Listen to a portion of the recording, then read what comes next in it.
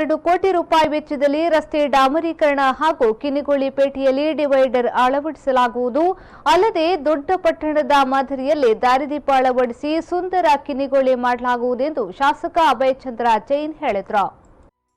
ಅವರು ಕಿನಿಗೋಳಿ ಮಾರ್ಕೆಟ್ ಕಟ್ಟಡದ ಆವರಣದಲ್ಲಿ ಕಿನಿಗೋಳಿ ಗ್ರಾಮ ಪಂಚಾಯತ್ನಿಂದ ನೂತನವಾಗಿ ನಿರ್ಮಾಣಗೊಂಡಿರುವ 49 ಲಕ್ಷ ರೂಪಾಯಿ ವೆಚ್ಚದಲ್ಲಿ ಸುಸಜ್ಜಿತ 2ನೇ ಹಂತದ ಪಂಚಾಯತ್ ವಾಣಿಜ್ಯ ಸಂಕೀರ್ಣ ಕಟ್ಟಡ, 15 ಲಕ್ಷ ರೂಪಾಯಿ ವೆಚ್ಚದಲ್ಲಿ ಕೇಂದ್ರ ಬಸ್ ನಿಲ್ದಾಣ, ಪೊಲೀಸ್ ಸಹಾಯ ಕೇಂದ್ರ, ರಿಕ್ಷಾ ನಿಲ್ದಾಣ, 36 ಲಕ್ಷ ರೂಪಾಯಿ ವೆಚ್ಚದಲ್ಲಿ ಬಿತ್ತುಲ್ ದ್ರವ ತ್ಯಾಜ್ಯ ಘಟಕ ಹಾಗೂ ಇತರ ಅಭಿವೃದ್ಧಿ ಕಾಮಗಾರಿಗಳನ್ನು ಉದ್ಘಾಟಿಸಿ ಮಾತನಾಡಿದರು.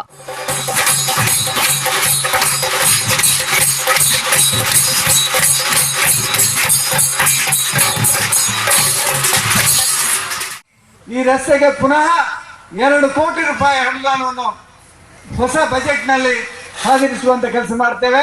ಕಿನ್ನಿಗೋಳಿ ಇಡೀ ನಗರದ ರಸ್ತೆಗೆ ಮಧ್ಯದಲ್ಲಿ ಡಿವೈಡರ್ ಹಾಕಿ ಅದಕ್ಕೆ ಸುಂದರವಾದಂಥ ಲೈಟಿಂಗ್ ವ್ಯವಸ್ಥೆ ಡಿವೈಡರ್ ಹಾಕಿ ಯಾವ ರೀತಿ ಮಂಗಳೂರು ನಗರ ಪಾಲಿಕೆಯಲ್ಲಿ ಲೈಟಿಂಗ್ ವ್ಯವಸ್ಥೆ ಇದೆ ಅದಕ್ಕೂ ಕೂಡ ಸುಮಾರು 1-2 ಕೋಟಿ ರೂಪಾಯಿ ಅನುದಾನವನ್ನು ರಾಜ್ಯ ಸರ್ಕಾರ ಮಂಜೂರಾತಿ ಮಾಡಿದೆ. ಕಿನಿಗೋಳಿ ಪಂಚಾಯತ್ ಅಧ್ಯಕ್ಷೆ ಫಿಲೋಮಿನಾ ಸಿಕ್ವೇರ ಕಾರ್ಯಕ್ರಮದ ಅಧ್ಯಕ್ಷತೆಯನ್ನ ವಹಿಸಿದ್ರು. ಇದೇ ಸಂದರ್ಭದಲ್ಲಿ ಗುತ್ತಿಗೆದಾರರಾದ ಸಂತೋಷ್ ಕುಮಾರ್ ಹೆಗ್ಡೆ, ಸುಧಾಕರ್ ಶಿಪುರೂರು, ಎಂಎಸ್ ಅಬ್ದುಲ್ ಹಮೀದ್, ಸುನೀಲ್ ಅಂಚನ್, ದ್ರವ ತ್ಯಾಜ್ಯ ಘಟಕದ ದಾನಿಗಳಾದ ಜಾನ್ಸನ್ ಜೋರಂ ಡಿಸೋಜಾ, ಪಂಚಾಯತ್ ಅಧ್ಯಕ್ಷೆ ಫಿಲೋಮಿನಾ ಸಿಕ್ವೇರ ಮತ್ತಿತರರು ಉಪಸ್ಥಿತರಿದ್ದರು.